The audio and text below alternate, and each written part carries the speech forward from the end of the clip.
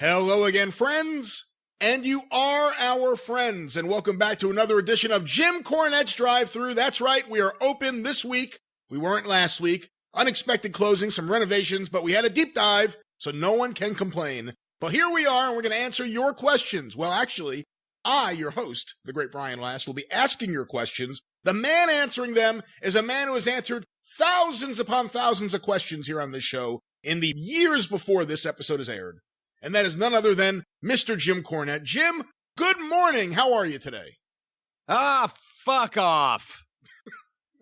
I'm feeling surly today. You know, and I'll tell you what the deep dive last week was. The deep dive was the plumbers were doing a deep dive in my front yard, digging the whole goddamn thing. I'm rerouting my kitchen plumbing directly to the fucking septic tank after digging the grease trap out of my yard to where the pipes had fallen in and decompressed and fucking submerged past the whole yard was a fucking sinkhole waiting to happen. Ooh. And it was all dug up, and I trip after trip. I was in Milwaukee. I was in Florence. I threw out the first pitch.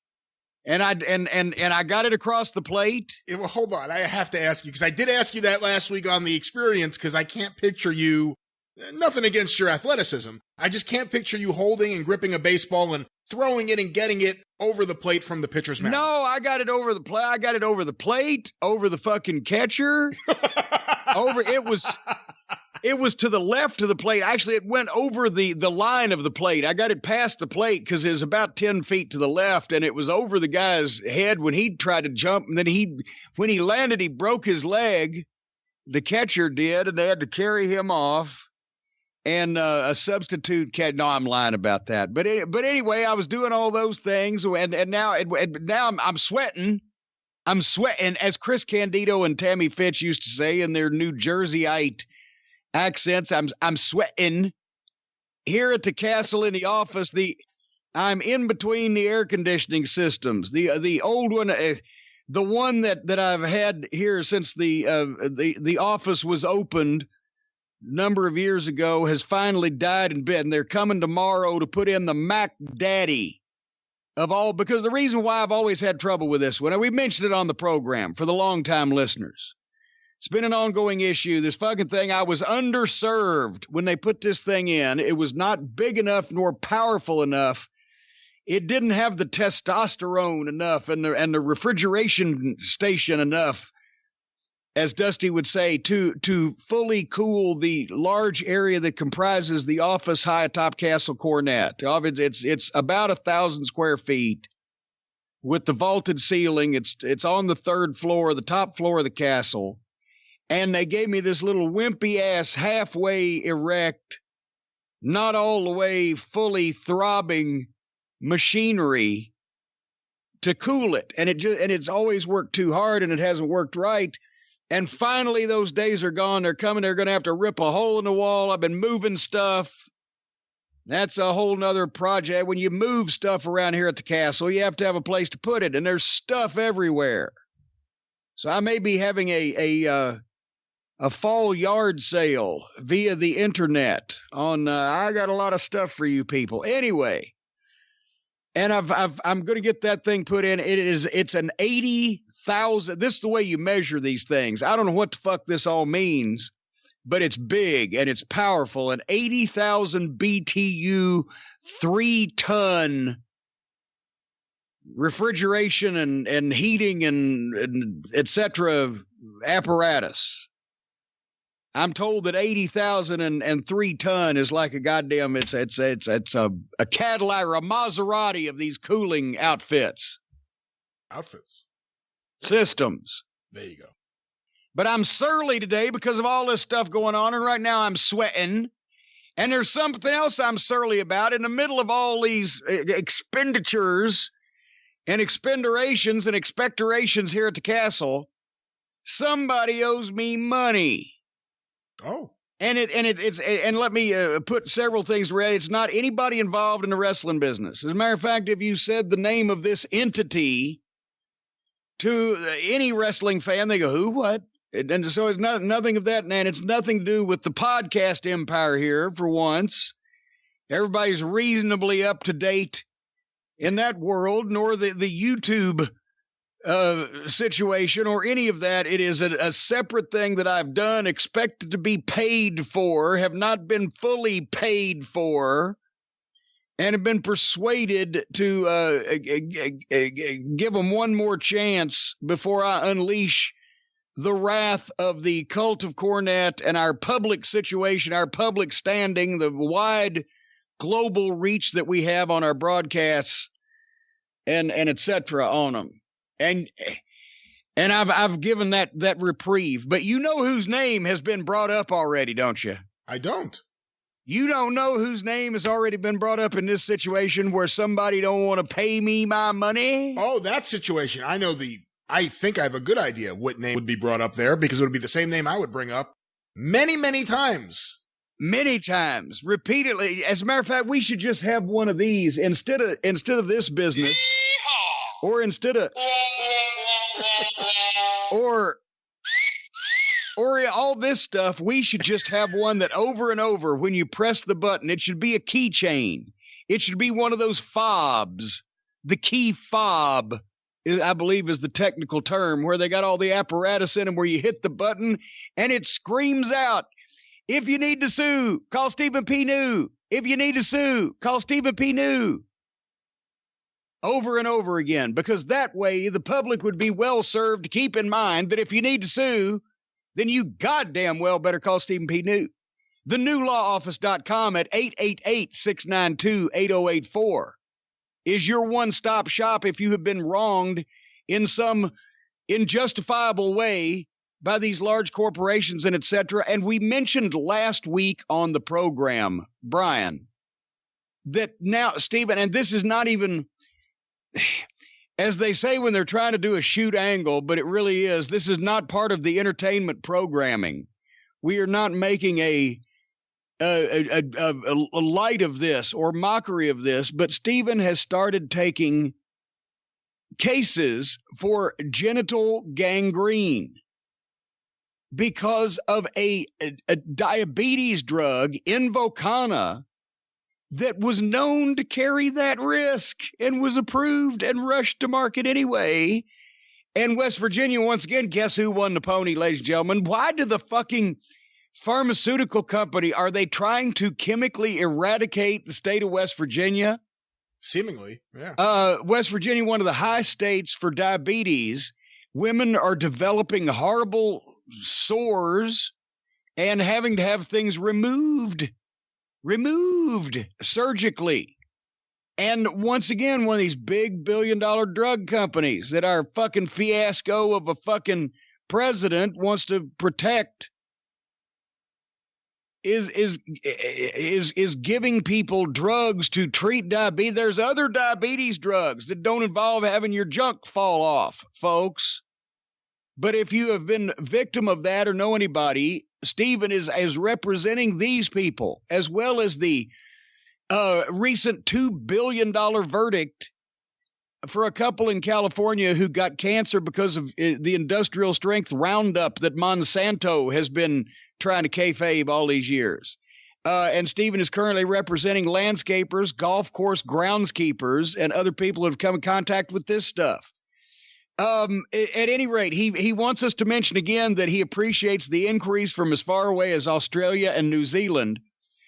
He is not licensed worldwide, but if you're in the United States and you fall into the category of a person that's been fucked around by a major corporation, then Stephen is helping. As a matter of fact, I don't even know if I can say this. When I talked to him last, he was headed to Ohio to start on a big new case involving another apparatus that is poisoning people in its vicinity, and this is on a large scale. So he's getting billions of, well, I don't know, billion. He's getting millions of dollars. That is no legitimate exaggeration, folks, for people who have been wronged or suffered injury or damage or personal fucking strife and heartache as a result of these heartless bastards that run these big corporations. 888-692-8084. I love to do these spots because I like to remind people that these billion-dollar babies that fucking Trump has been supporting are in the process daily of poisoning us and fucking us around in various ways. And there's some way that some people can get even. With Steven. With Steven. Get even with Steven, ladies and gentlemen. If you need to sue, call Stephen P. New. New is for you. Well, let's see if these questions are for you, Jim. I don't know if they will be here. Well, I've done my part today, so the rest of this is up to you, Skippy. See, that's not fair. It's not all up to me. I get asked the questions. It could be the greatest question in the world, and if you half-ass it, like you've done from time to time, that's not a reflection of me. That's a reflection on you. First of all, I decry your accusation, Monsieur, that I have ever dogged it, you Monsieur, that I've ever dogged or half-assed it in any way, shape, or form here on the program. You've asked me some blasé, lackadaisical questions that couldn't have got a fucking tickle out of a fucking tainted taint. And that's what the problem is. But you get the whole opening preamble to brag and talk and boast about this being your show. So if it goes downhill from here now, it's because you're not running it right. Well, let's see how I'm running it this week. You're fucking this dog. I'm just holding its head. All right, well, hold that head. It may be a shaky ride this week. We'll see. But our first question was sent in via email. That's another one of my favorite phrases. I was so cold, I was shaking like a dog shitting peach seeds. I've never heard. Is that a Southern expression? Well, you've watched. How many times in your life have you watched a dog shit peach seeds? I don't think I've ever seen that, ever. What? How are you a grown adult man living in the United States of America? How have you gone this long? How old are you? Do you reveal your age in public? You're not as old as me. So I'm 39 years old, and Swami does not shit peach seeds. I don't know how you have lived to be 39 years old and have never sat back there on a porch or under the tree somewhere or out at the lake and, you know, with the car door open and you're sitting there watching your dog shitting peach seeds and they just shake and their ass just goes back and forth. It's an amazing thing to behold. Well, typically when I'm laying outside under the tree, that's not what I'm doing for fun. I'm not usually sitting around watching my dog shit. Well, you don't do it on purpose. It just unfolds right in front of you, and you can't help but watch when that fucking ass is a-shaking, and that dog, and the back is all humped up. You turned into Ernie Ladd a little bit there for a second. And the tail, I tell you what, and then that tail starts going back and forth. You know what I'm saying? Brian Last, I tell you, that dog is shitting them peach seeds, and he's up on the tiptoes of his paws, and his nose is slobbering. And he looks up at you with his eyes and his forehead is wrinkled. And you can tell that he's looking at you and he's saying, oh, mister, I wish I could hurry up and finish shitting all these peach seeds because it's just tearing my ass up. Our first question was sent in this week to CornyDriveThru@gmail.com from Mike Hinton in Campbellsville, Kentucky. My dad was the manager of the PDQ on New Circle Road in Lexington in the late 60s and early 70s. He used to tell me stories about Randy Savage coming into the store, stealing items, and then basically being character, acting tough when caught as my dad would run him off. He said he used to drive an old pickup truck and always had a dog in the back. Could any of this be true, or is my dad full of shit? You know, I mean, both could be simultaneously true, ladies and gentlemen. I had heard, and of course, what was his time frame? Late 60s and the 70s. Savage and the ICW guys lived in Lexington, Kentucky from probably somewhere in late 78, early 79. We've talked about it on the program before. They had a run. As a matter of fact, they had a run in Nova Scotia, working for the Owls Inc. promotion up there early in 79. So it's probably later on in 79 they moved to Lexington and started ICW. That's where Lanny had dropped the belt to Savage. March 13, 1979, Halifax, Nova Scotia, man. Randy Macho Man Savage. I'll tear my throat up. But anyway, so somewhere in 79, and the whole time that they were running opposition, we would hear stories because Jarrett's crew was running Lexington once a month, and the people at Rupp Arena lived there, and they had all the challenges and the problems in the parking lot. But we also heard the story that Savage got arrested. I think this made the papers. He had gone to a Kroger on New Circle Road. Of course, now almost everything in Lexington is on New Circle Road. It's named that because it goes all the way around town. And shoplifted a fucking Tbone Steak. He just stuffed it down the front of his pants and tried to get out of the store with it. And they caught him doing that. They were not making a fortune there. And I've also heard that for a while, Randy was living in an apartment where the only thing he had was weightlifting equipment and a mattress on the floor. And this is not knocking him or whatever. They were a starving outlaw, wrestling group that was still drawing crowds in some of those hill towns. It was, bigger than most independents do today, but it was different economics back then. But at the same time, it may be it would have not be out of the realm of reason that Randy was doing some of these things to see if he could get arrested or could get in a newspaper or whatever, and where they would report that he was really a fucking lunatic because it was his gimmick. So I'm not saying that he didn't have the fucking money of the T-Bone or whatever the fuck, or the stuff from the PDQ store, but you never knew with him because he was starting to become a shoot at that point. He was being the macho man. But yeah, we did hear some shady stories of Randy making off with things. You never know. I don't know. I had longtime ICW commentator, it wasn't around a long time, but I had ICW commentator Tim Tyler on the 605 Super Podcast a little while back, and he said that at least the Tbone Steak incident was set up for publicity.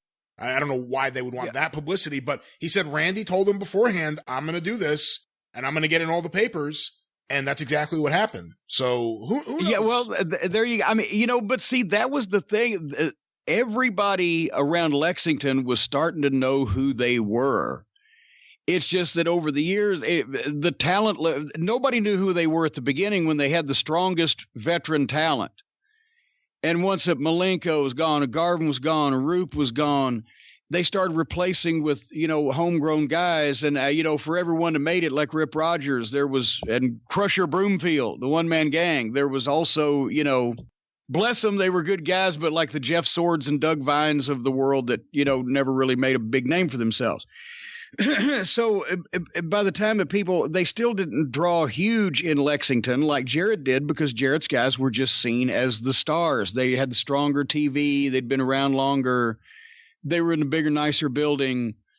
And to be honest, ICW's booking, especially in some places toward the end, when they had Pez Whatley tied to a chair and gagged and opened up the door and he's in the fucking closet or whatever, wearing a mop on his fucking head. And I don't know what the fuck. They did some Miss Macho Man 1981, I believe. Yeah. They did some interesting things. We used to, honestly, me and Bolin, when we watch it first run, we were thinking that somehow these guys are on some type of drugs that are over and above what, we normally know wrestlers to be on, right? Because we don't, this shit is wild, but at the same time, you couldn't turn away from the show. You never knew what was going to happen. It didn't necessarily entice a lot of people to buy tickets, or that it was the big show in town, but it was, and there was some incredible, they had, especially in the early days, some really great in-studio matches with Bob Orton Jr. versus fucking Malenko or whatever. Quality, and Savage, Savage was his best athletically from 1979 to 84 when he was in Memphis. By the time he got to New York, he had added weight, let's say. And also, by that time, after 10 years of doing that shit, he was starting to have to take it easy because there was a lot of money on the line. So you saw your best Savage athletically, 79 to 84. And sometimes it was really over and above a lot of other studio wrestling shows anywhere, even like a Mid-South. And sometimes it was a fucking hokiest bunch of outlaw mud show bullshit that you have ever seen in your life. And Especially a lot of shit Ronnie Garvin did. I don't know what a lot of his interviews. Remember the way you couldn't understand what the fuck he was talking about sometimes. And he'd bring out Wee Willie the midget, and Wee Willie was with him forever. I don't know what the fuck was going on there.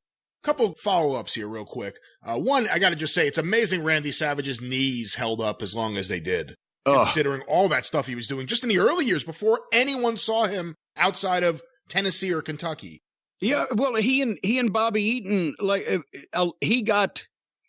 he started doing the elbow off the top, as I understand, because he did it when he worked with Bobby, and in that run in '78, and Bobby for a while until I asked him not to do it anymore. One of the first things he did in Mid-South when he was uncorking all of his shit because he's getting paid was to grab the head, run across the ring, jump over the top rope, and spring the guy's neck. And I said, you're going to kill yourself. But he got that from Savage. They were trying shit out with each other because they do hour Broadways for the Mid-America title in Nashville in front of, 1,500 people or whatever. Jeff Sword and Doug Vines, the Devil's Duo. How good were they in your eyes? They were pretty good. They weren't a lost Stevens and Bockwinkel. If they're out there listening, I do apologize. But they were a good-looking gimmick heel tag team for a territory in those days. And Izzy Slapowitz, the fucking manager, was fucking hilarious. And he looked like Charles Manson in a fucking graduate's outfit. And, like the graduates like Poffo and Markoff I'm talking about, where they had the fucking cap and gown thing. But Vines and Sword were big, hairy guys with long beards. They they could have done a mountain man gimmick, but the Devil's Duo with the Izzy Slapowitz, who was fucking crazy, was kind of fun. But, they got their opportunity because they were from that part of the country, but they broke in with the Outlaws. So they had that, kind of stigma to them. I don't think Jarrett necessarily needed to pick them up. When he already had spots full. My other follow-up is we just had Ron Garvin on for part 1 with Ron Fuller on the Super Studcast for patrons of the Studcast. And which is like the heads of fucking the Arabs and the Israelis sitting down over what happened 40 years ago. So that was I'm surprised you didn't have a fireproof microphone. Well, Ron Garvin admits he was wrong, that they didn't know what they were doing, that it was poorly thought out, and it was a big mistake. But my question is about Smoky Mountain Wrestling. When you bring Ron Garvin in, and you also have Robert Fuller and Jimmy Golden working there, are there any issues at all in the locker room? Or is it just, hey, we haven't seen you since you tried to steal the territory. Let's let bygones be bygones. What was it like? What was the dynamic like? Well, and actually after all of that time, because that had been 15 years, I started booking Jimmy Golden because he lived there and was a local legend. Ronnie Garvin was in Charlotte at the time and was working on some shows that Bobby Fulton would run. And Paul Orndorff was just starting to wrestle again after he had taken some time off because of the bad nerve in his arm. And the Orndorff versus Garvin was a hell of a match. So that was my top singles match on some of the early spot shows, just to get the name identity before people had even seen our TV yet or whatever. And then Robert Fuller became available, and I started booking him too, so I could put him and Jimmy together as the stud stable. At the same time, they probably coexisted with Ronnie 5 or 6 months until, I'd used Ronnie in most of the towns, and also he's, even in 2 and 3 shot groups, he still wanted, a decent guarantee, which I think back in those days was $350 a night or whatever. Like I said, the economics have changed, and I just used him. So I left him off for a while and brought him back a few times. And I don't recall any conversation about it or any issue. And in all honesty, I don't know if Robert and Jimmy would ever been that mad to begin with, because hell, it wasn't really their business. It was Ron's. I don't know if they took it that seriously. Our next question, Jim, was sent in via email to CornyDriveThru@gmail.com from Garrett Hernandez. And let me just preface this by saying a lot of people have sent in this question on Twitter and via email, so we're going to use this one to answer everyone's question. So now you put the pressure on Garrett to word this in a clear and concise fashion so that the information can be conveyed instead of convoluted. I have to say, this appears to be clear and concise, but let's see what you think. I am a longtime fan and listener and would love your insight on a situation that happened recently at an ROH event. A fan took part in heckling The Allure, comprised of Mandy Leone, Angelina Love, and Velvet Sky, with comments like, "Boo! You're trash! Get lost! No one wants you here!" etc. Velvet indulged the fan, firing back by telling him to suck it, calling him a pussy, and a virgin. The fan took it a step further, telling Velvet to go have sex with that fat turd Bully Ray. Oh! Moments later, security escorted the fan Wait a minute, back. now, is this a wrestling event or fucking 6th grade goddamn geography? Moments later, security escorted the fan backstage to a room with no explanation when in comes a pissed-off Bully Ray. Bully says to the fan, "Hey, I heard there was an incident tonight with you and some of the girls." The fan, reasonably scared shitless, replies, yeah, I guess." Bully continues, "So here's the deal. You're done talking down to them. You need to treat them with respect. Don't be saying anything you wouldn't say to your mom. You got it? End of conversation. Go be a fan." My question is, has anything like this ever happened before at a show where a talent used an intimidation tactic by pulling a fan backstage? Is there a line between what fans can and can't say in terms of heckling, or are the talent too soft to handle heat these days? Did Bully Ray only do this to the fact that it was directed at his girlfriend? And isn't it ironic, coming from a guy named Bully, a man who comes from a time when heat was real as fuck, often invokes it from the crowd himself, like me, wants women to be treated equal in any workplace, but is now asking fans to treat women like their mothers? Thank you for your insight and all that you do for the Cult of Cornette. And always and forever, fuck Ed Ferrera. Well, and thank you for that left field comment. But no, in all seriousness, I was laughing because if that was a verbatim transcript of a fucking Bubba, I always call him Bubba Ray's fucking comment to the guy, and that's what transpired, that was probably one of the more professionally handled incidents that I can think of that would have involved a wrestler and a fan backstage. Going back 35 years, I've seen guys bring that motherfucker back here. And in some cases, first of all, I wasn't there for this specific incident, so I don't know what happened. I believe boo and you're trash or whatever. It is a little stiff, you fuck that fat piece of shit, and then if it was your husband or your wife, I could see where Velvet may have got her dander up a tad, but it is wrestling and people are going to say things.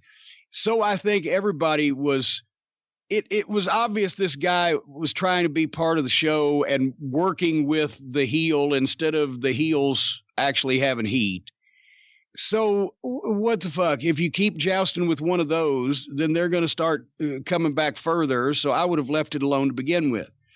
Having said that, if he did say shit that was halfway inappropriate or, got Bubba's dander up, I think that was about as good as you can handle a wrestler talking to a fan backstage. He didn't punch him. He didn't tell him he was going to fucking punch him.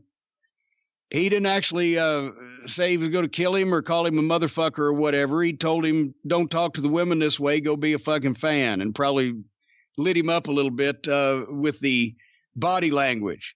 So I don't see anything wrong with that. I have legitimately, in the old days, a guy's coming down the aisle, some fucking jackoff takes a swing or connects or does whatever. You see who it is. The cop says, I'll bring him back there. I've seen guys jack people up against the wall where their fucking feet were going, wee, wee, wee, wee. And tell these people, I'll break every bone in your body if you ever fucking do that again.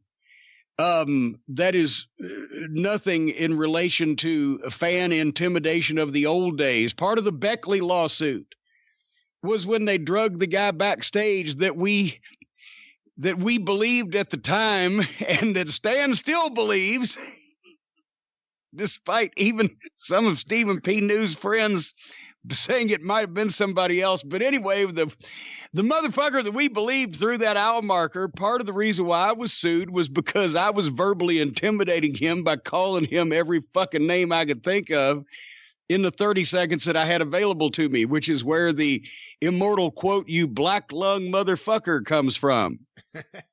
So that was probably some verbal intimidation, and we would have fucking piled on him probably, but the cops were there.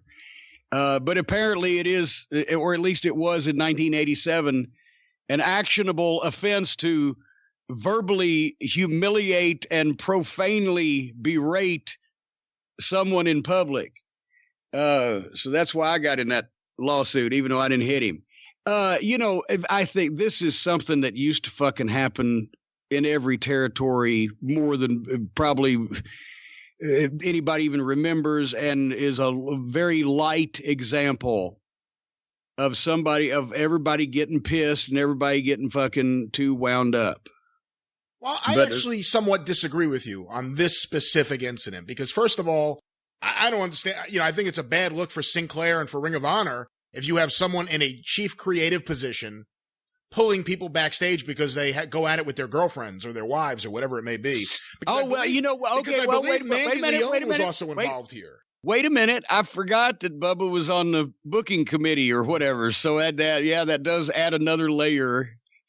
Yeah, okay. I forgot that, but still, it wasn't, I remember, I don't know if the young man is listening, so I will not mention his name, but he did actually go on to redeem himself by sending written apologies and starting at the bottom of the OVW amateur class and working his way up to where he was a cameraman and a regular spot show promoter and jack of all trades around OVW for quite a while. But his first fucking exposure to me was on one of the 2 or 3 shows that we did at a bar in downtown Louisville that was doing a co-promotion with us and et cetera, but I didn't really like the image of bar wrestling even then, but so we didn't continue with it, and it wasn't that successful. Something got broken. And as a matter of fact, we did a beer bottle angle in the bar. And there was, because we legitimately used a real bottle that had been prepared for such things, but it was supposed to be real glass, right? So one of the fucking marks in the front row picks up a piece of I am told this after this angle, and while we're in break before the next match, somebody comes up to me and tells me this, that one of the marks in the front row has picked up a piece of the broken glass and cut his head with it to show, because he's a student wrestler. This guy was trying to get in the amateur class at OVW, and he was showing them how they do it with the fucking getting the juice in the matches, right? With a piece of the broken glass off the floor. I sent somebody out there. I said, "Bring him to me." And he comes out the back door, and I snatched him by the neck with my left hand and pinned him up against a brick wall. And I said, "You claim to be a part of OVW? Well, I just joined the amateur class." I said, "And you have just showed the fans in this building with a piece of broken glass that you cut your head with how the wrestlers bleed?" I said, "I will cut your throat, including your jugular, the next time that I see your dirty carcass in front of me. When I let go of you, run away and be gone, or I will kill you." And I let him go, and he ran away. But then, as I said later on, he actually got back in and redeemed himself. But again, back to this incident. He's giving the heels heat, which is obviously a rare thing nowadays, to actually have a fan yelling boo or anything else. And like you said, it's not real heat. It's someone saying, I want to enjoy the show the way it used to be, so I'm going to give the heels heat. Well, no, actually, no. You see, here's the 2 ways we're thinking about this, because I've been on the other side of the rail from this. I'm not saying, because I wasn't there, so I'm not saying this is this guy, but it is not unheard of for this to be one of these guys. He wants to be part of the show, and he's taking it over the top with, look at me, I'm interacting with I'm booing the heels. It's not a real boo, like the old Hispanic guy in Chicago at Cicero Stadium that wanted to climb the rail at the MLW show in March and fucking kick the shit out of the Contra. He really did. They got him because he's just a regular old wrestling fan.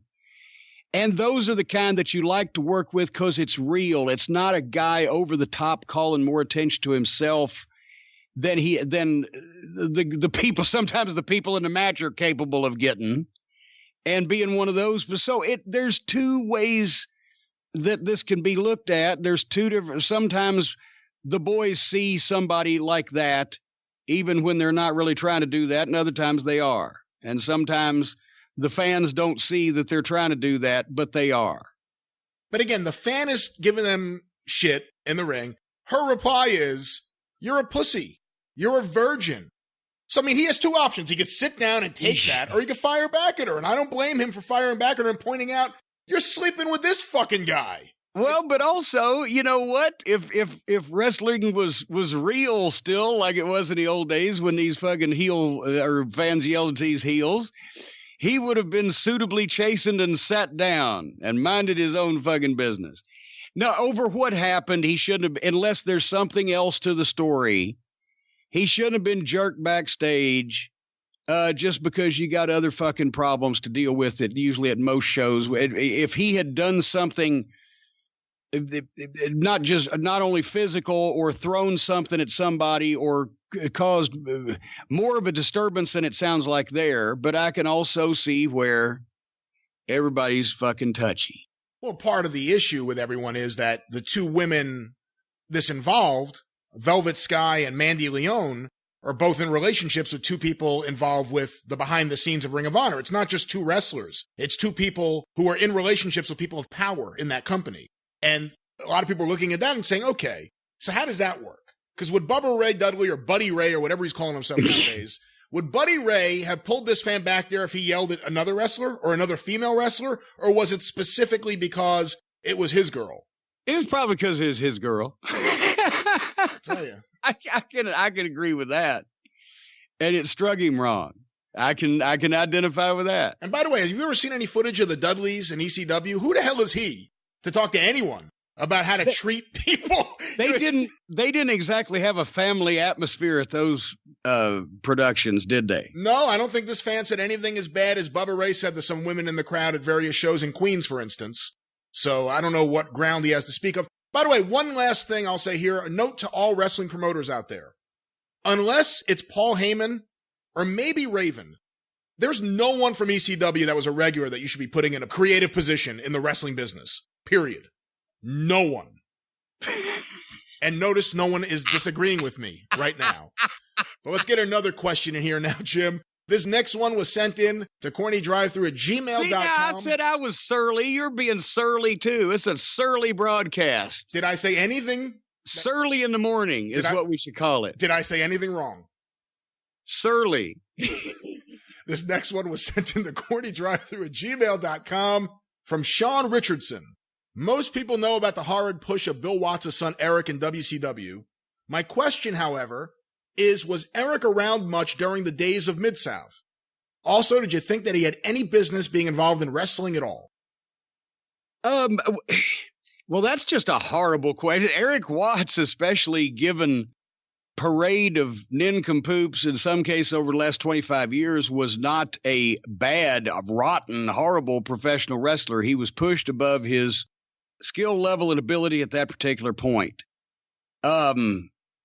As far as, no, he was never around in say he was in school.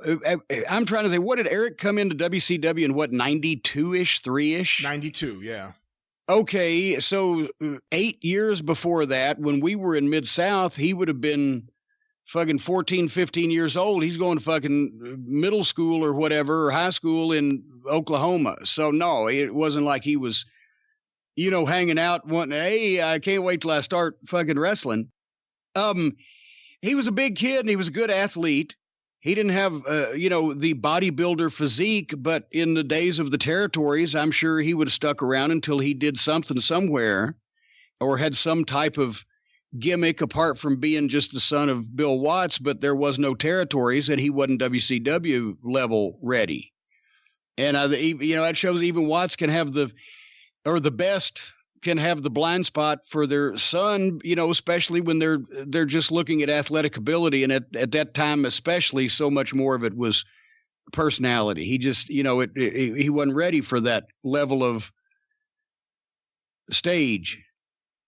But anyway, so what was the rest of the question? I think that was pretty much it. I think that was pretty much yeah.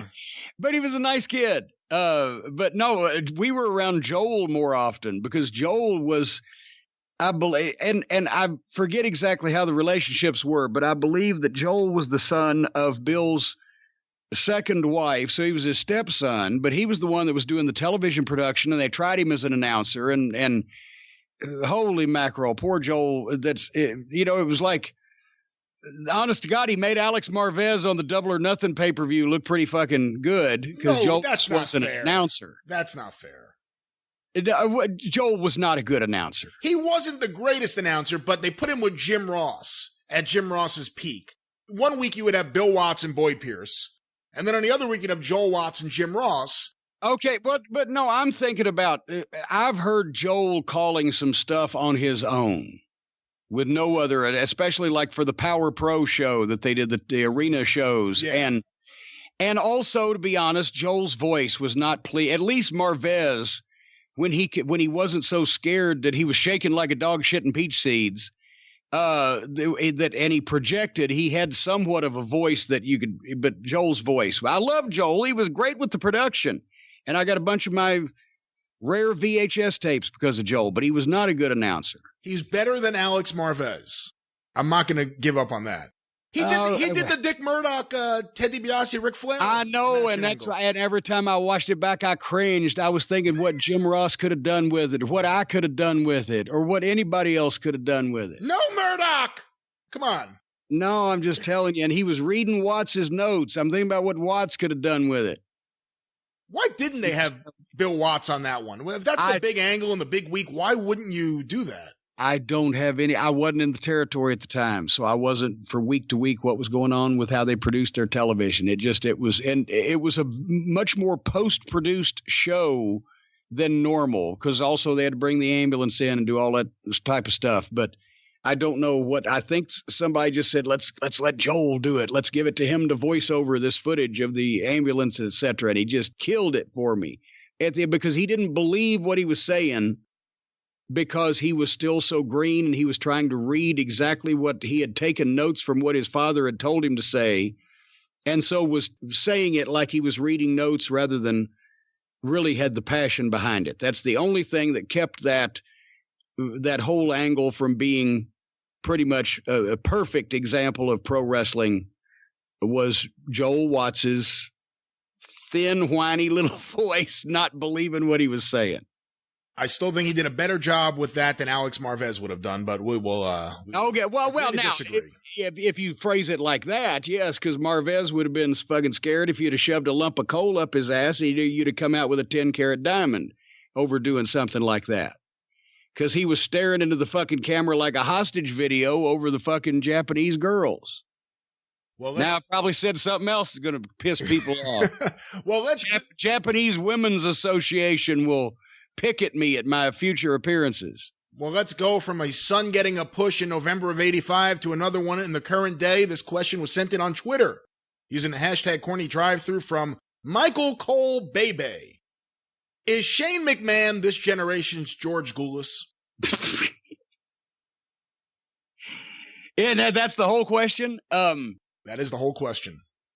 No, that's not fair to Shane because, as I've said, let me preface this by saying the whole psychology of how Shane has been presented has been wrong. Because he could have been, with his promo ability, the way that he can talk, especially when he was heel, and the facials and etc. If he had been the what the Mean Street Posse should have indicated. If he had been the rich billionaire's clueless son that wanted to be pushed and wanted to be great and wanted to be genuflected to and kowtowed to and etc., and was a spoiled brat but was physically Jim Cornette souped up, but was physically ineffective and took an ass kicking every time he got in the ring with a wrestler. He could have been so hot and so memorable. But instead, the only problem I've ever had with Shane is because it is, and here's the thing, it's legitimate that he's as tough as any of the boys. The bumps he takes, the condition that he's in, he's always been in incredible shape. He's as strong as a fucking bull. He'll jump off anything. He'll take any risk. This is all a shoot. So they went with Shane McMahon, the shoot, instead of what the shoot Shane McMahon should be. And he's always been presented physically as equal to the boys and having these wild brawls with the trained professionals and the veteran wrestlers and taking these bumps that should even kill these wrestlers and falling off these things and coming back. And once again, it's a shoot. He had that at WrestleMania, 2 years ago, 2017, he had that fucking hernia and he did all that shit either with the hernia, right, and then had that surgically repaired and had something else done at the same time. He's almost 50, but he's a freak, but he shouldn't be. And he's not, because he didn't start training from a young age as a worker. He's not a polished worker. He can do the moves, but his psychology obviously is not there of having matches. It's doing these, stunt show deals, a couple times a year on big shows, because that's what his career has been. I'm sure he probably would have been a good worker if he'd started young and actually trained for that instead of his first training was to do these spots and this stuff. So that's how he got started in the business. But the point is, I probably summed it up when I said they went with who Shane is as a shoot and how he was presented rather than who he should be and who he should have been presented as. And it's never made sense to me, even though I can't say anything bad about him and the guts he's got to do all that shit. There's been a lot said by a lot of fans on social media in the last week about the way he's being booked, the guys they have him beating in the ring. But on that topic, there was a big Saudi Arabia show. Did you see any of the highlights of that? Because everyone's been talking about this Undertaker-Bill Goldberg match. Did you see any of the clips? I saw two moves. I saw Undertaker tombstone Goldberg right on top of his bald head, and I saw Goldberg try to jackhammer Undertaker and drop him right on his head. And I mean, I don't know Goldberg at all. I know and love and respect Undertaker. And if that's the thing is, once again, you can't fault the guy for his viewpoint was not, I'm going to go out here and get all this glory. And I can't wait to, relive my former in-ring glory. He was like, okay, Vince McMahon has begged me and offered me an incredible shitload of money, more than I used to make for WrestleMania to main event, to go to do this fucking match. And so, God damn it, I'm going to turn back the clock, and whether I'm physically capable or ready or whatever, I'm going to do all my shit because I owe it to the people and to Vince and whatever the fuck. That's the mindset he went in at. But they could have done a match. These are two guys that are 300 fucking pounds. They could have done a match that didn't involve picking each other up, either one of them, and done other shit and probably got by with it without. And I know Goldberg said he hurt himself, and I guess he headbutted the fucking locker like he used to, and what the fuck. I don't know what his whole gimmick is, but they should have realized let's be safe and give people what they want and give Vince what he's paying us for, because I don't blame either guy for actually, it's more the Saudis in this situation than Vince. Well, yeah, I don't know whether blame is the wrong word. I wouldn't have fucking gone for $1 million because I ain't going to go over there and goddamn potentially get fucking cut into small little pieces for doing something wrong. Right? And you never know about these things. I wouldn't be able to rely. I'd be shaking like a dog shitting peach seeds the whole time I was in that fucking country. So, but no, I don't think they were doing it for the Saudis. They were doing it for Vince and for the money. They felt like if they're taking this money, they have to be who they once were. And at some point, time catches up with everybody. And I don't think either one of them was seriously injured. All that could happen at some point, because did I mention they're 300 pounds apiece, picking each other up and flinging each other around? Both of them over the combined age of the match is over 100. It's not like Ricky Morton doing the Hurricane Rana when he's 90 pounds lighter or whatever the fuck, for one thing. But anyway, I don't know. I think they could have done a safer match, given the people what they wanted to see, and not had those downer moments, because that kind of takes everybody out of, and I hate to see those guys portrayed in that light. Our next question, Jim, was sent in on Twitter using the hashtag CornyDriveThru from The Rooster. And this is a question we've been asked in the past, but we have so many new listeners, Jim, that let's ask this one again. On an episode of Raw in 1997, Jim showed up with the Headhunters / SWAT team and had them destroy the Headbangers. However, they were never seen again after that. What's the story behind this whole situation? Oh, God. And, I'd have to go get the book. As a matter of fact, hold on here. Wait a minute. Jim Cornette has left his desk. He is grabbing his book right now. What was that date again? 1997. Well, any date? There's no date. It's just a year. Well, I ain't gonna hold on. I don't know if I can narrow that down or not. Well, were they in the goddamn Royal Rumble or something? It may have been around that time, yeah. Hold on. When was that? When was the Office looking to fuck with you the most? Yeah, well, I don't fucking know. Anyway, the Headhunters were, that's what they were in Puerto Rico, right? And Japan for IWA. And Japan. Were they the Samoan Headhunters or just the Headhunters? Just the Headhunters managed by Victor Quinones. Yeah, and that's right, because I don't think they were Samoan, were they? I think they may have been Puerto Rican. I can't remember, regardlessly. Yeah. Or Dominican. They were from somewhere else besides Kentucky. But anyway, they had gotten a lot of buzz in the newsletters. And a lot of people were talking about them because they were identical twins that could both moonsault, even though both of them weighed like 400 pounds, but also they were only like 6 feet tall. So they were just almost round. And by the way, June 30th, 1997. Okay, June 30th, 1997. Well, see, now you've helped me out a little bit. How did you do that quickly? Never mind, it's one of your secrets. It's called Google. Oh, but see, okay, but here's the thing. We taped it earlier. So we taped it at another taping. I can't find it. Fucking shit. Oh, was it in Poughkeepsie? I can't fucking tell. Well, if they taped it, it would only be within the last 2 weeks before the event. Well, I'm looking. It aired, right? I'm looking. See? There's Men on a Mission. Ooh. Ooh. You have any stories about Oscar? Oh, God, I had to... I like the guy. I've seen him at a couple of events, but I had to drive him from Corpus Christi. No, it wasn't even Corpus Christi. It was like way down there at a resort area in South Texas, all the way to Houston overnight for a fucking flight he had to make one time. We ran out of things to talk about.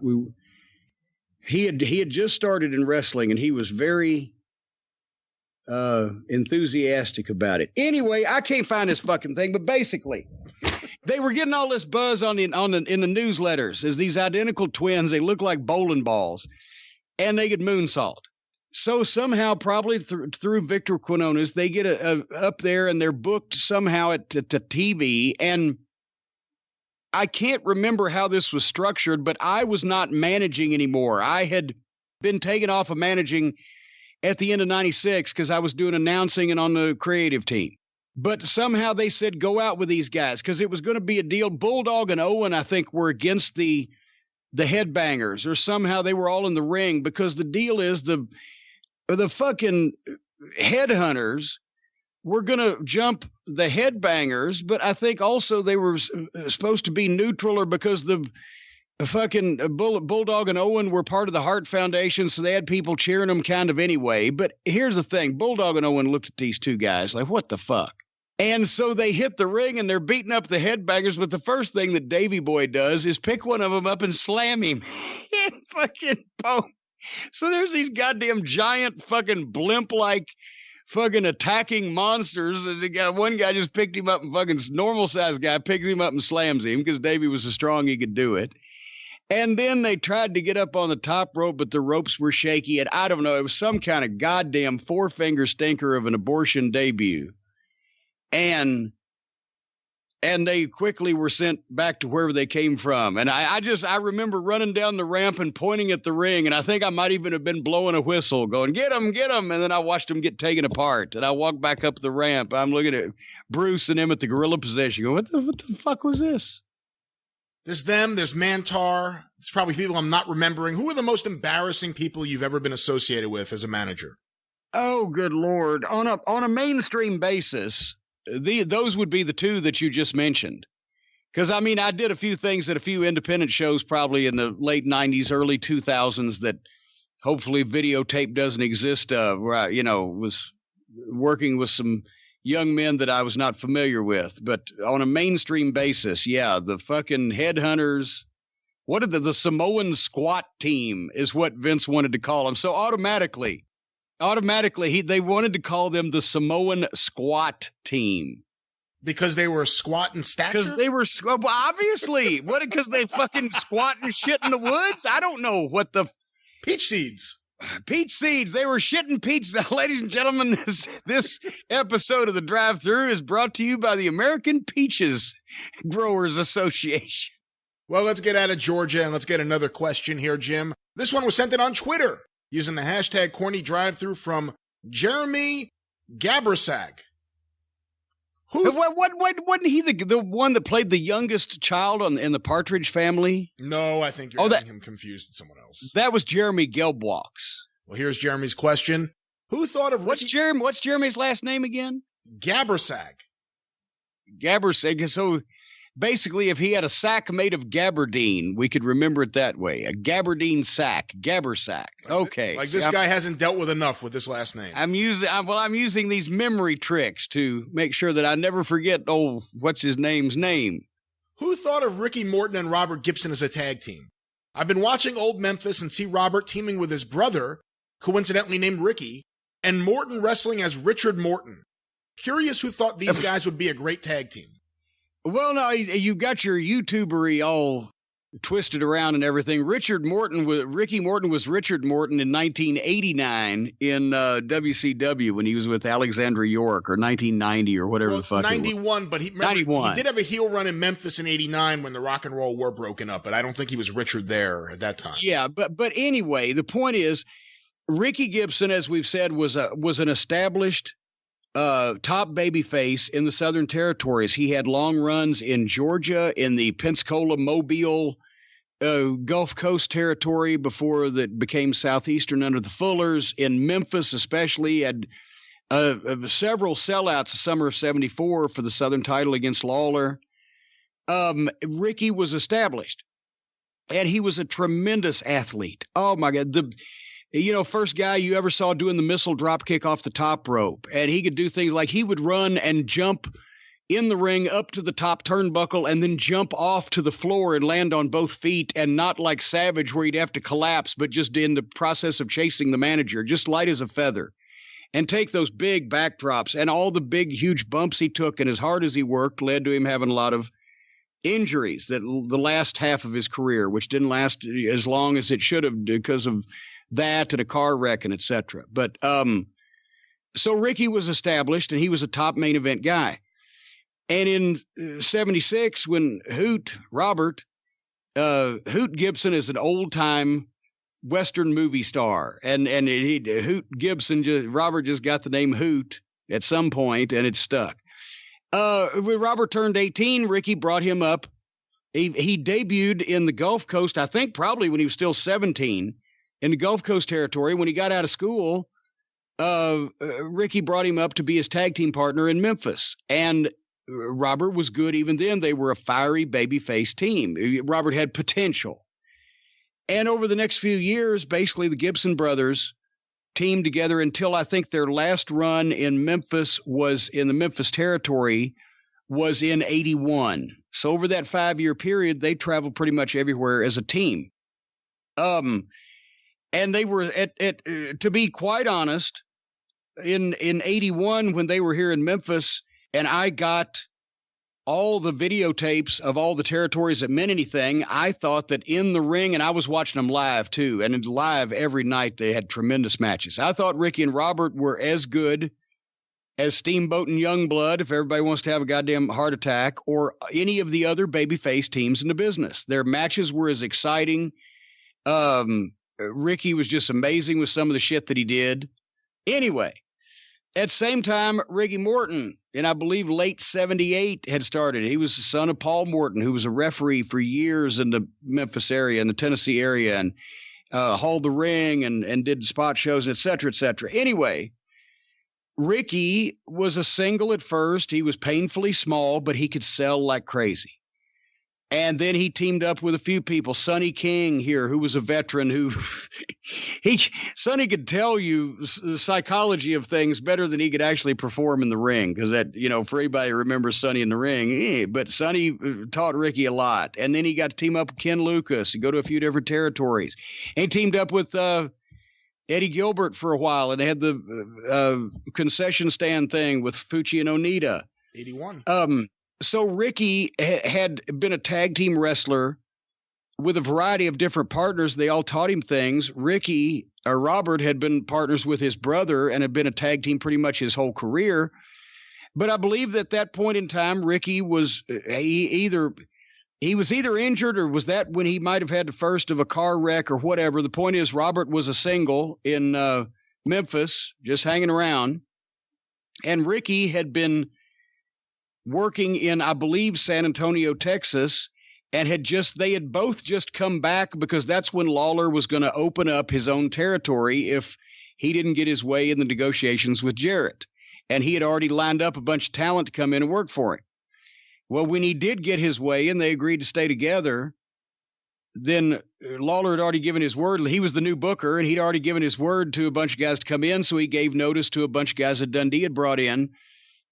And these guys, that way they had a spot. And when he saw he had Ricky and he had Robert, he said, And then it varies. Either Jimmy Hart or Jerry Lawler, depending on who's telling the story. Jimmy said, why don't you call those guys the Rock and Roll Express?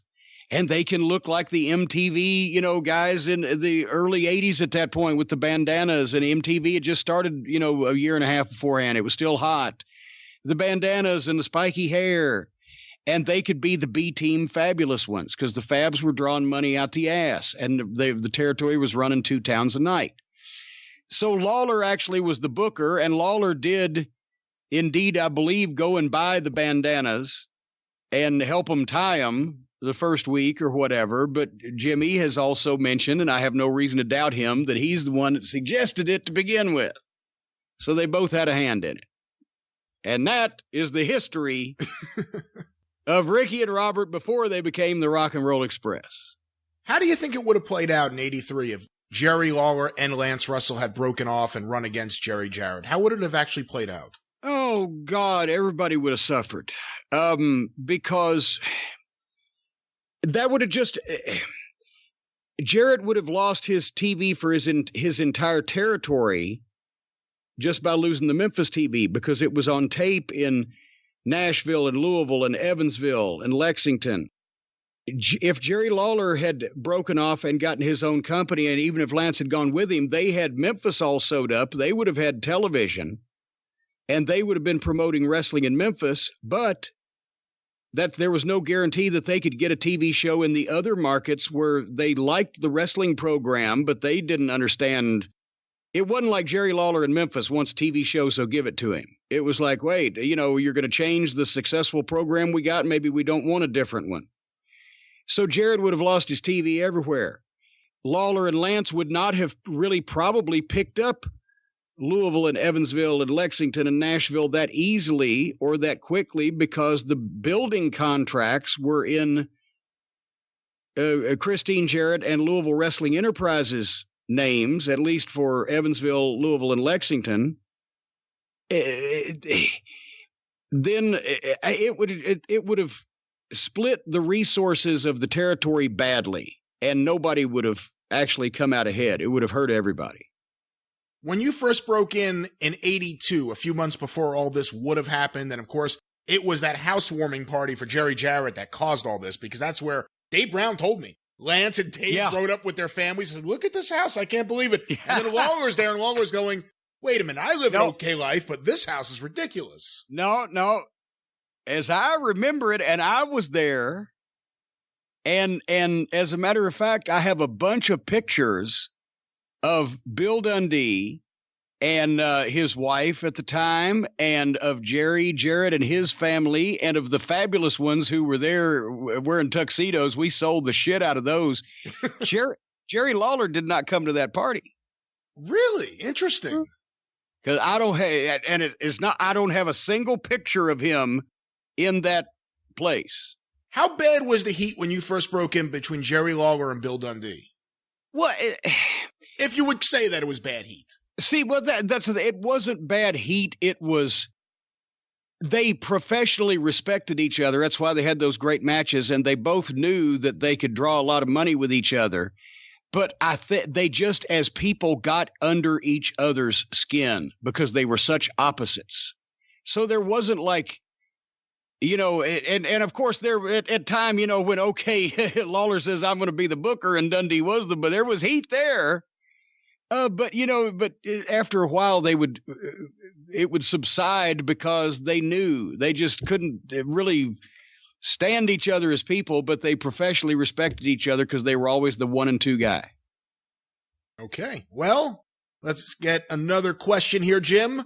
One more before did I mention I'm sweating? Well, one more, unless this is a short answer, then we have to do a different God, now the pressure's on me. This one was sent in to CornyDriveThru@gmail.com from Doug Wynn in Long Island, New York, and this is another one that we received from several people. I would like to hear your opinion on the recent interviews Jon Moxley, formerly Dean Ambrose, has been doing since debuting at AEW's Double or Nothing pay-per-view, where he's criticizing / breaking down the current WWE creative process. Do you agree or disagree? Thank you. I haven't heard any of them. Have you read any of the transcripts? They're trying to make the shortest answer possible. No, they really are fascinating interviews. No, actually, I did read one about he was on with Jericho, and I read some of the transcript to some of that, and I can see, the only thing is I can also see from some of the things he said, the ages, no, you can't bring in the goddamn, fire engine locomotive and fucking 3 tables and a chair and erect a goddamn high school shop class project on some of his ideas I'm sure he had or whatever. I could see a little bit of that. But at the same time, a lot of it was, yes. And Vince's Jedi mind trick. I just never knew how to phrase it before, but that's been a thing ever since I've fucking known him. You will go in to a conversation with him specifically wanting to do one thing and fuck it, I'm going to do it. And by the time you leave, you'll understand why that's the stupidest thing you could have ever fucking done. And I don't know how he fucking does it. Has he done it to you? Oh, yeah. You have an example? We were going to do the goddamn the Jerry Springer show one time before everybody knew it was a work. They had contacted us. I was going to get some fucking attention for Smoky Mountain Wrestling one way or the other, right? They wanted to do Tracy Smothers and Bullet Bob Armstrong and the Gangstas and the Dirty White Boy, and they thought it was going to be some kind of fucking racial thing, right? And but we were going to goddamn go on the Jerry Springer show and shoot a fucking angle and get violent amongst the fucking baby faces and the heels when the Gangstas were there. But that weekend that we were going to do it the following week was when Undertaker came to work Freedom Hall in Johnson City and in the 6-man against the Gangstas. And he heard about it I guess somebody talking about it in the locker room. And I swear to God, if I did not get a call from Vince, I don't think you should do that, because I was on their TV too. And I don't even remember why or how he talked me out of it otherwise than I wasn't looking forward to driving to Chicago, which I was going to do 2 days later. But we were going to shoot some kind of angle to try to get Smoky Mountain some attention. And by the time that he got finished, that's the last thing we want to do is be on Jerry Springer. And so I called him and said, no, we're not going to do it. And they're like, oh, fuck. Well, Vince don't want us to. I put the heat on him. But yeah, whatever it is. Sometimes every once in a while it worked in reverse. I remember one time I was on a creative team and they had nothing for Fatu. Had no spot for Fatu. And they were going to, I think they'd made him the Sultan and that didn't work or whatever. And so Vince said, I'm going to have to call him in and let him go. Okay, figure him out. When you're doing cards, whatever. Okay. So he called him in. That was when Fatu and Afa and got 2 more members of the family. And one was Rosie and one, I don't even know. But they came to the meeting with Fatu, and by the time that they left Vince's office, he had re-signed Fatu and signed the other 3 of them. And then he came back and he said, oh, okay, no, we're going to do this and that. And I forget what we fucking did. But he, instead of firing one guy, he hired the other 3. So you never knew. We told the story about the fake Razor and Diesel. I'm on the creative team writing the shows, and I'm gone for 2 days, and I hear about it from... It's announced on the live television on Saturday morning. You never knew what he was going to fucking do. So back to this Moxley interview, based on what you read, the transcript from the Jericho interview, any thoughts?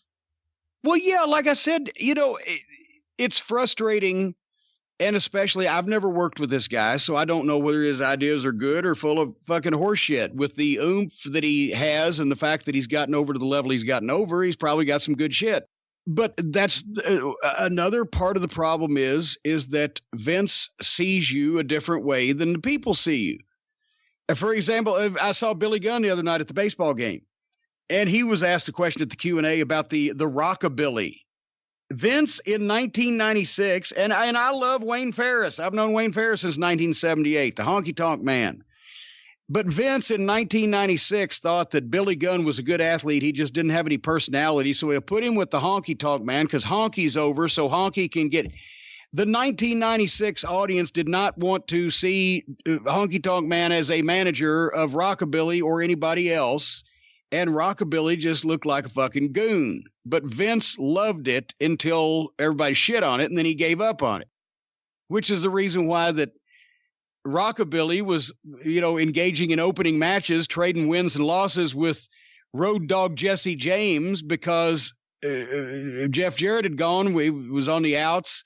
Vince mad at him, so his Road Dogg, who had all the talent in the world, suddenly, fuck him. It's like, we'll let him work with rockabilly, and he just gave up on both of them. So then they got the chance to just go out and play and do their own shit because they didn't care, couldn't get any worse, and that's when they got over. So, yes, Vince, it doesn't matter how the people see you. It's how Vince sees you. And if he thinks if you were over at one time and in his mind you're still over, he will let you do whatever you want. But if you weren't over and drawing money specifically, the last time he remembers when they did, and you're newer, that he doesn't think you're over no matter whether you're over or not. I don't know how to explain it. It's just the way Vince sees everything. Well, part of the interview, and he did another interview. And if you ain't over, he ain't going to let you do anything that you want to. One of the things he talked about is the fact that it's a little different now than from when you were there because you have all of these script writers, and their number one goal is making sure Vince is happy, and what Vince wants changes, based on whenever he wakes up from his nap. Yeah. He may not know he's taking a nap when he's taking a nap sometimes. But, the idea that he hands a guy like Dean Ambrose, Jon Moxley, a script, and it's filled with really bad, cheesy dialogue. You understand this part, I know, the part where guys are being given a script that doesn't make sense for them. Yes. Words that it would never come out of their mouths, and they're told to make this your own, and it's awful stuff. But Vince will then insist, oh, it's such good shit. It's such good shit. And you realize the whole show is being written for Vince. And it's worse now than it's ever been. The show and Vince, quite frankly. I mean, what do you think in terms of when WCW started stealing guys and it was a back and forth? Vince was younger. Vince was able to adapt to the times.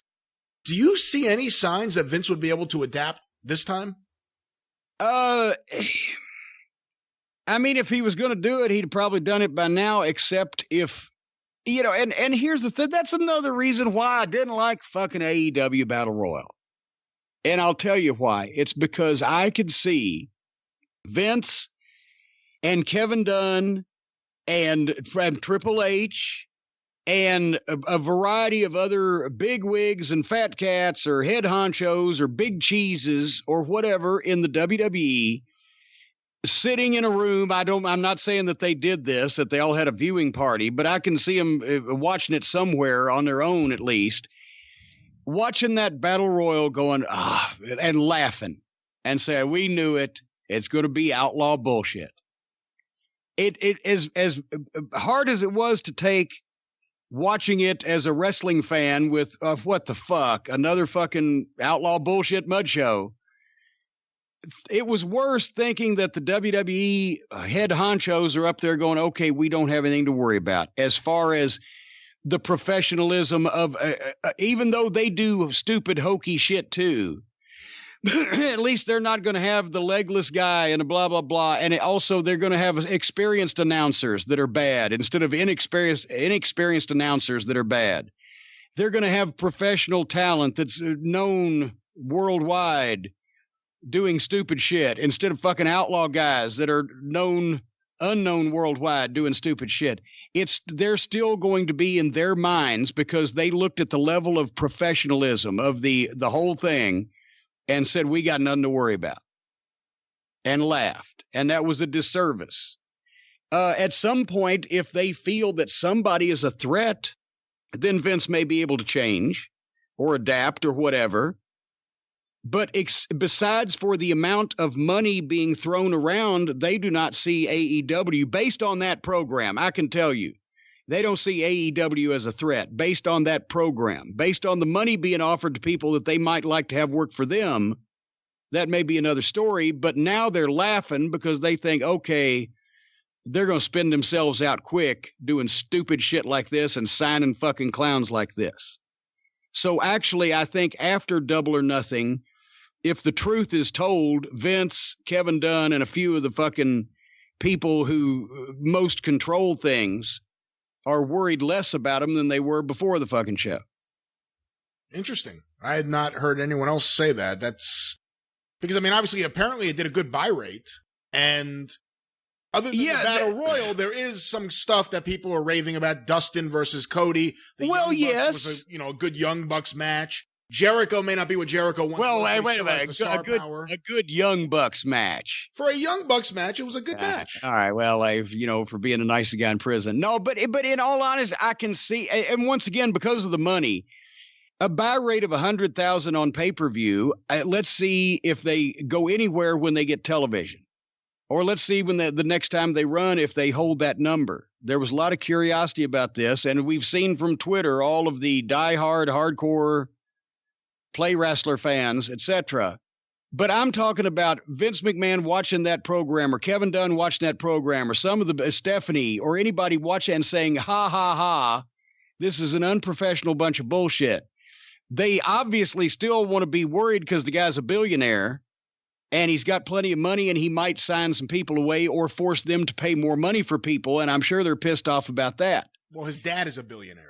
It's just regardless, it's a billion. There's a billionaire's finances are being involved in this. Yeah. But the point is, what they did was they let Vince and the fucking honchos get a moral victory by being able to look at that like I did and say, when it comes to push comes to shove, they're going to be producing outlaw bullshit. They won't last. I'm guarantee you, I know these people. That's what they were fucking thinking. So you don't think WWE sees them as a threat right now? No, I'm saying, yes, they see them as a threat, especially financially, but they see it a lot less after they got a chuckle at them putting on a fucking amateur hour television production. That's the point I'm making. They actually let Vince McMahon have a little snicker at them by putting on unprepared announcers and using outlaw talent and it not being a smooth show up to the par that he believes. And of course, Kevin Dunn will be sitting right there telling him the same thing. So if they'd had a blowaway show on everybody's part, and especially have JR there to fucking be the lead announcer, they could have rubbed Vince's face in some shit. Instead, they probably, I know these people, they are sitting there amongst themselves saying, well, look at this outlaw shit. They won't last long like that. And they're trying to fucking make themselves feel better about it. Instead of sitting there going, holy shit, that was fucking wow. Well, speaking of shows that aren't smooth, the drive-thru has closed.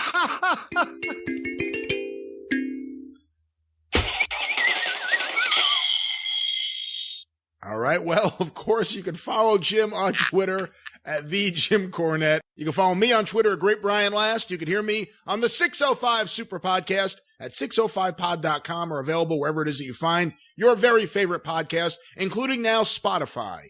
We also want to remind you the Jim Cornette Experience debuts on Thursday, but is available at any time wherever you find your favorite podcast. The Experience and the Drive-Thru, along with corny clips and the Omnibus Collection, are all available on our YouTube channel, the official Jim Cornette YouTube page, tinyurl.com/official corny YouTube, or just go to YouTube and search for Jim Cornette. It will be the very first thing that pops up, and you will see some amazing Travis Heckel artwork. Check that out right now, and thank you to all the new subscribers on YouTube. We really do appreciate you jumping aboard and joining the cult of Cornette, I guess, as I should say it here.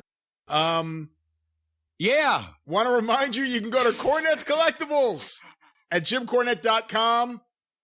Order so much stuff that he just has to pack stuff all day and all night. I'm packing again early today. Of course, I'm packing every day. I've got a packer on my back. You can get T-shirts, DVDs, autographed photos, restraining orders. There used to be action figures. There will be again soon. And many other items I'm forgetting, including a brand new T-shirt of Mr. Cornette urinating on a grave. This is something that everyone needs. Cornette's Collectibles at JimCornette.com. This is the worst ending to any show we've ever done. Have I covered everything that I'm supposed to cover? Yeah, I wish you'd just somehow find a graceful exit. I think I just want to cover my eyes at this point. But until Thursday on The Experience, for Jim Cornette, I'm the Great Brian Last. Tally ho.